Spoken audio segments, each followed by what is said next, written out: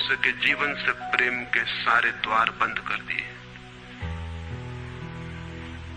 और न इस संबंध में पूरब और पश्चिम में कोई फर्क है, न हिंदुस्तान में और न अमेरिका में कोई फर्क है। मनुष्य के जीवन में प्रेम की धारा प्रकट ही नहीं हो पाई, और नहीं हो पाई तो हम दोष देते हैं कि मनुष्य ही बुरा है इसलिए नहीं प्रकट हो पाई। हम दोष देते हैं कि ये मन ही जहर है इसलिए प्रकट नहीं हो पाई। मन जहर नहीं है, और जो लोग मन को जहर कहते रहे उन्होंने ही प्रेम को जहरीला कर दिया, प्रेम को प्रकट नहीं होने दिया। मन जहर हो कैसे सकता है? इस जगत में कुछ भी जहर नहीं है। परमात्मा के सारे उपक्रम में कुछ भी। जैसे जैसे आप भगवत मार्ग में आगे बढ़ेंगे तो हो सकता है आप और इंद्रियों को शासन में लेने की चेष्टा करें। हो सकती भी इंद्रिया और शासन में आप देखना न चाहें, सुनना न चाहें, बोलना न चाहें, चखना न चाहें। विष नहीं है, सब अमृत है।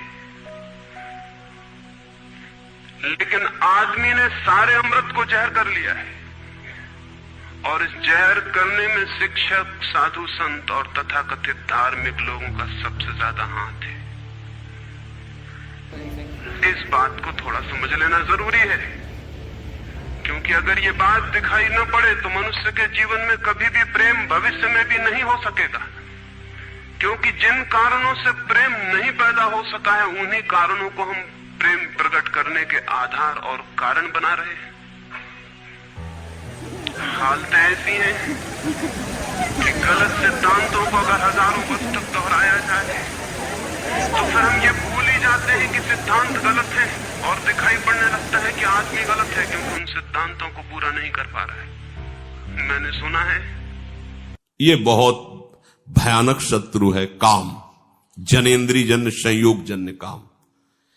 प्रायः मार के गिरा देता है, आगे नहीं बढ़ने देता। ये काम शत्रु ऐसा है, सबसे बड़ा और भयंकर ये राक्षस है। ये इतना खाता है फिर भी कभी अघाता नहीं। अर्थात एक सम्राट के महल के नीचे से एक पंखा बेचने वाला गुजरता था और जोर से चिल्ला रहा था कि अनूठे और अद्भुत पंखे मैंने निर्मित किए। ऐसे पंखे कभी भी नहीं बनाए गए, ये पंखे कभी देखे भी नहीं गए। सम्राट ने खिड़की से झांक के देखा कि कौन है जो अनूठे पंखे ले आया। सम्राट के पास सब तरह के पंखे थे, दुनिया के कोने कोने में जो मिल सकते थे। और नीचे देखा गलियारे में खड़ा हुआ एक आदमी, साधारण 2-2 पैसे के पंखे होंगे, और चिल्ला रहा है कि अनूठे अद्वितीय। उस आदमी को ऊपर बुलाया और पूछा कि इन पंखों में क्या खूबी है, दाम क्या है इन पंखों के। उस पंखे वाले ने कहा कि महाराज दाम ज्यादा नहीं है, पंखे को देखते हुए दाम बहुत कम है, सिर्फ 100 रुपए का पंखा है। सम्राट ने कहा 100 रुपए? ये 2 पैसे का पंखा जो बाजार में जगह जगह मिलता है, 100 रुपए दाम, क्या है इसकी खूबी?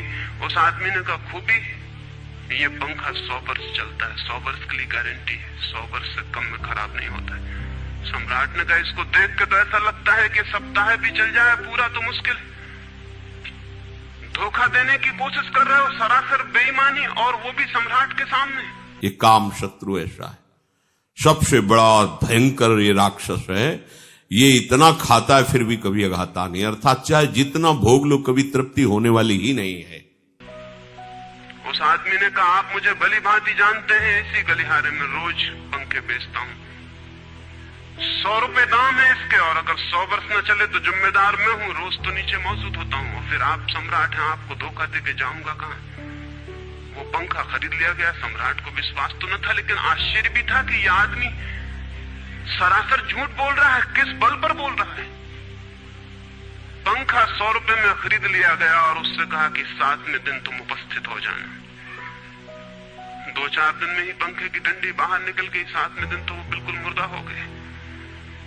लेकिन सम्राट ने सोचा कि शायद पंखे वाला आएगा नहीं, लेकिन ठीक समय पर 7वें दिन वो पंखे वाला हाजिर हो गया। उसने कहा कहो महाराज। उन्होंने कहा कहना नहीं है, ये पंखा पड़ा हुआ है, टूटा हुआ। ये 7 दिन में ये गति हो गई, तुम कहते 100 वर्ष चलेगा? पागल हो या धोखेबाज क्या हो? उस आदमी ने कहा कि मालूम होता है आपको पंखा चलना नहीं आता है। पंखा तो 100 वर्ष चलता ही, पंखा तो गारंटीड है। आप पंखा झलते कैसे थे? सम्राट ने कहा और भी सुनो, अब मुझे ये भी सीखना पड़ेगा कि पंखा कैसे किया जाता है। उस आदमी ने कहा कृपा करके बताइए कि इस पंखे की गति 7 दिन में ऐसी कैसे बना दी आपने, किस भांति पंखा किया? सम्राट ने पंखा उठा के करके दिखाया कि इस भांति मैंने पंखा किया है। में और अर्जुन से कहा मार इस दुश्मन को, मार, सबसे पहले इस काम को गिरा। अब आप विचार करके देखो, यदि आप अपने हाथ से ही अपनी वासना से, अपनी कामना से, अपनी चेष्टा से इस काम का स्वागत करते हैं। उस आदमी ने कहा समझ गया, बोल, इस तरह पंखा नहीं किया जाता। सम्राट ने कहा और क्या रास्ता है पंखा चलने का? उस आदमी ने कहा पंखा पकड़िए सामने और सिर को हिलाइए। पंखा 100 वर्ष चलेगा, आप समाप्त हो जाएंगे लेकिन पंखा बचेगा। पंखा गलत नहीं है, आपके चलने का ढंग गलत है। ये आदमी पैदा हुआ है 5-6 हजार या 10 हजार वर्ष की संस्कृति का, ये आदमी फल है, लेकिन संस्कृति गलत नहीं है, ये आदमी गलत है। आदमी मरता जा रहा है रोज और संस्कृति की दुहाई चलती चली जाती है कि महान संस्कृति, महान धर्म, महान सब कुछ, और उसका ये फल है। आदमी उसी संस्कृति से गुजरा है और ये परिणाम है उसका। लेकिन नहीं, आदमी गलत है और आदमी को बदलना चाहिए अपने को। और कोई कहने की हिम्मत नहीं उठाता कि कहीं ऐसा तो नहीं है कि 10,000 वर्षों में जो संस्कृति और धर्म आदमी को प्रेम से नहीं भर पाए, वो संस्कृति और धर्म गलत हो। और अगर 10,000 वर्षों में आदमी प्रेम से नहीं भर पाया तो आगे कोई संभावना है इसी धर्म और इसी संस्कृति के आधार पर कि आदमी कभी प्रेम से भर जाए? 10,000 वर्षों में जो नहीं हो पाया वो आगे। यदि हम प्रभु का स्मरण, प्रभु की लीलाओं का गायन करें तो बहुत जल्दी इस हम काम रोग से बच सकते हैं। इसकी बचने की एक वृत्ति है। 10,000 वर्षों में होने वाला नहीं है, क्योंकि आदमी यही है, कल भी यही होगा। आदमी हमेशा से यही है और हमेशा यही होगा। और संस्कृति और धर्म जिनके हम नारे दिए चले जाते हैं, संतों और महात्माओं की जिनकी दुहाइयां दिए चले जाते हैं, सोचने के लिए हम तैयार नहीं कि कहीं हमारा बुनियादी चिंतन की दिशा ही तो गलत नहीं है। मैं कहना चाहता हूं कि वो गलत है और गलत सबूत है ये आदमी। और क्या सबूत होता है? एक बीज को हम बोएं और फल जहरीले और कड़वे हों तो क्या सब सिद्ध होता है? सिद्ध होता है कि वो बीज जहरीला और कड़वा रहा होगा। हालांकि बीज में पता लगाना मुश्किल है कि उससे जो फल पैदा होंगे वो कड़वे पैदा होंगे। बीज में कुछ खोजबीन नहीं की जा सकती। बीज को तोड़ो फोड़ो, कोई पता नहीं चल सकता कि इससे जो फल पैदा होंगे वो कड़वे होंगे। बीज को वो 100 वर्ष लग जाएंगे, वृक्ष होगा, बड़ा होगा, आकाश में फैलेगा, तब फल आएंगे और तब पता चलेगा कि वे कड़वे हैं। 10,000 वर्ष में संस्कृति और धर्म के जो बीज बोए गए हैं, ये आदमी उसका फल है और ये कड़वा। इसका नाम मनमत है। ये मन को ऐसा मथेगा कि आपको वहीं पहुंचना पड़ेगा। पहले कनेक्शन हटाओ, कहीं भी इसके लिए व्यवस्था नहीं होनी चाहिए आपको है और घृणा से भरा हुआ है।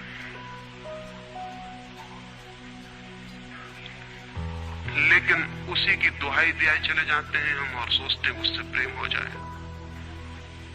मैं आपसे कहना चाहता हूं उससे प्रेम नहीं हो सकता है, क्योंकि प्रेम के पैदा होने की जो बुनियादी संभावना है, धर्मों ने उसकी ही हत्या कर दी है और उसमें ही जहर घोल दिया है। मनुष्य से भी ज्यादा प्रेम पशु और पक्षियों में और पौधों में दिखाई पड़ता है,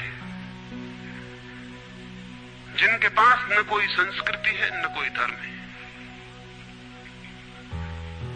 संस्कृत और सुसंस्कृत और सभ्य मनुष्यों की बजाय असभ्य और जंगल के आदमी में ज्यादा प्रेम दिखाई पड़ता है, जिसके पास न कोई विकसित धर्म है, न कोई सभ्यता है, न कोई संस्कृति है। जितना आदमी सभ्य, सुसंस्कृत और तथाकथित धर्मों के प्रभाव में मंदिरों और चर्चों में प्रार्थना करने लगता, उतना ही प्रेम से शून्य क्यों होता चला जाता।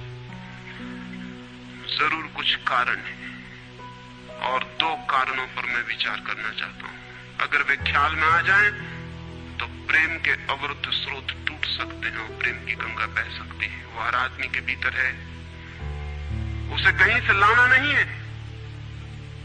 प्रेम कोई ऐसी बात नहीं है कि कहीं खोजने जाना है उसे। मुझे कुछ नहीं चाहिए। यदि तुम मन को शिवमय बनाते हो तो वही मेरा शांति से परिपूर्ण कैलाश है, वही मेरी सुंदर काशी है, वही मेरी उज्जैनी है।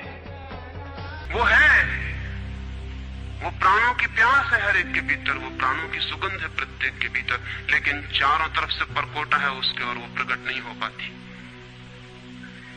सब तरफ पत्थर की दीवार है और वो झरने नहीं फूट पाते।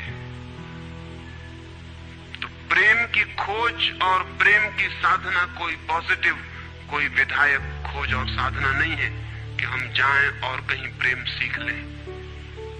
एक मूर्तिकार एक पत्थर को तोड़ रहा था, कोई देखने गया था कि मूर्ति कैसे बनाई जाती है। उसने देखा कि मूर्ति तो बिल्कुल नहीं बनाई जा रही, सिर्फ छेनी और हथौड़े से पत्थर तोड़ा जा रहा है।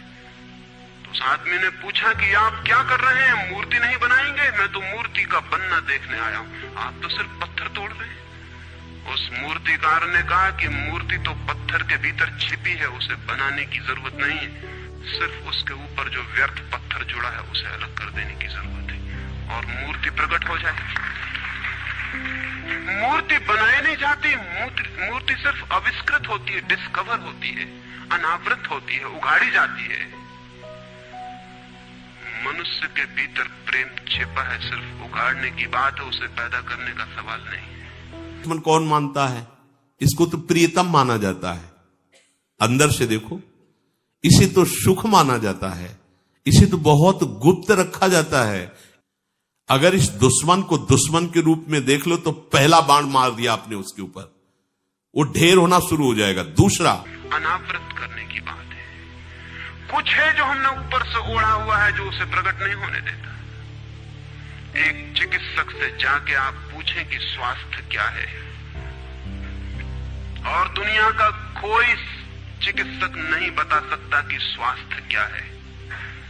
बड़े आश्चर्य की बात है, स्वास्थ्य पर ही तो सारा चिकित्सा शास्त्र खड़ा है, सारी मेडिकल साइंस खड़ी है, और कोई नहीं बता सकता कि स्वास्थ्य क्या है। लेकिन चिकित्सक से पूछें कि स्वास्थ्य क्या है तो वो कहेगा बीमारियों के बाबत हम बता सकते हैं कि बीमारियां क्या हैं, उनके लक्षण हमें पता है, एक एक बीमारी का अलग अलग परिभाषा हमें पता है। स्वास्थ्य का हमें कोई भी पता नहीं है। इतना हम कह सकते हैं कि जब कोई बीमारी नहीं होती तो जो होता है वो स्वास्थ्य है। स्वास्थ्य तो मनुष्य के भीतर छिपा है, इसलिए मनुष्य की परिभाषा के बाहर है।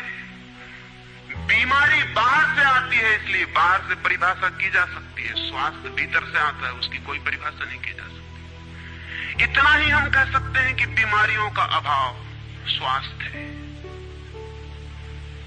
लेकिन ये स्वास्थ्य की कहां परिभाषा हुई? स्वास्थ्य के संबंध में तो हमने कुछ भी ना कहा कि बीमारियां नहीं है, तो बीमारियों के संबंध में कहा। सच ये है कि स्वास्थ्य पैदा नहीं करना होता, या तो छिप जाता है बीमारियों में, या बीमारियां हट जाती हैं तो प्रकट हो जाता है। स्वास्थ्य हम में है, स्वास्थ्य हमारा स्वभाव है, प्रेम हम में है, प्रेम हमारा स्वभाव है। इसलिए ये बात गलत है कि मनुष्य को समझाया जाए कि तुम प्रेम पैदा करो। सोचना यह है कि प्रेम पैदा क्यों नहीं हो पा रहा है, बाधा क्या है, अड़चन क्या है, कहां रुकावट डाल दी गई। अगर कोई भी रुकावट ना हो तो प्रेम प्रकट होगा ही। उसे सिखाने की और समझाने की कोई भी जरूरत नहीं है। तब कहते हैं तो बड़ा मुश्किल है, इससे छुटकारा कैसे? उसी को आरोपित करते, उसी को सोचते, उसी को संभालते, और जब समझ जाती और जब सारे जीवन को जकड़ देती तो फिर चिल्लाते चीखते कि इससे छुटकारा कैसे? गंगा बहती है, काम वासना बहेगी गंगा, उसके प्राण है, उसके पास जल है, वो बहेगी और सागर। और जिस चीज के प्रति भी तुम सम्मोहित होते चले जाओ, सम्मोहित का अर्थ है जिसका भी तुम सुझाव अपने को देते चले जाओ। देखा किसी इसी वही गंगा चीज को चौरस्ते रसपूर्ण हो पर खड़े जाती। होकर पूछते कि सागर कहाँ है। उसके प्राणों में है छिपी सागर की खोज और ऊर्जा है, तो पहाड़ तोड़ेगी, मैदान तोड़ेगी और पहुंच जाएगी सागर तक। सागर कितना ही दूर हो, कितना ही छिपा हो, खोज ही लेगी। और कोई रास्ता नहीं है, कोई गाइड बुक नहीं है कि जिससे पता लगा ले कि कहां से जाना है, लेकिन पहुंच जाती है। लेकिन बांध दिए जाएं, चारों तरफ परकोटे उठा दिए जाएं, प्रकृति की बाधाओं को तोड़ के तो गंगा सागर तक पहुंच जाती है, लेकिन अगर आदमी की इंजीनियरिंग की बाधाएं खड़ी कर दी जाएं तो हो सकता है गंगा सागर तक न पहुंच पाए। ये भेद समझ लेना जरूरी है। प्रकृति की कोई भी बाधा असल में बाधा नहीं है, इसलिए गंगा सागर तक पहुंच जाती है। हिमालय वो ढेर होना शुरू हो जाएगा। दूसरा, कोई संयोग का विधान नहीं रखना है, कोई शरीरधारी से ऐसे संपर्क नहीं रखना है जिसके पास जाने से इस काम की वृत्ति की पूर्ति हो जाए, समझ लेना। तीसरा, आपको स्वयं में कोई ऐसी चेष्टा नहीं करनी है जिससे इस काम का स्वागत हो। को काट के पहुंच जाती, लेकिन अगर आदमी ईजाद करे, इंतजाम करे, तो गंगा को सागर तक नहीं भी पहुंचने दे सकता है। प्रकृति का तो एक सहयोग है, प्रकृति तो एक हार्मनी है। वहां जो बाधा भी दिखाई पड़ती है वो भी शायद शक्ति को जगाने के लिए चुनौती है। वहां जो विरोध भी दिखाई पड़ता है वो भी शायद भीतर प्राणों में जो छिपा है उसे प्रकट करने के लिए बुलावा है। वहां शायद कोई बाधा नहीं है। वहां हम बीज को दबाते हैं जमीन में, दिखाई पड़ता है कि जमीन की एक परत बीज के ऊपर पड़ी है, बाधा दे रही, लेकिन वो बाधा नहीं दे रही। अगर वो परत ना होगी तो बीज अंकुरित भी नहीं हो पाएगा। ऐसे दिखाई पड़ता है कि एक परत जमीन की बीज को नीचे दबा रही है, लेकिन वो परत दबा इसलिए रही है ताकि बीज दबे, गले और टूट जाए और अंकुर बन जाए। ऊपर से दिखाई पड़ता है वो जमीन बाधा दे रही, लेकिन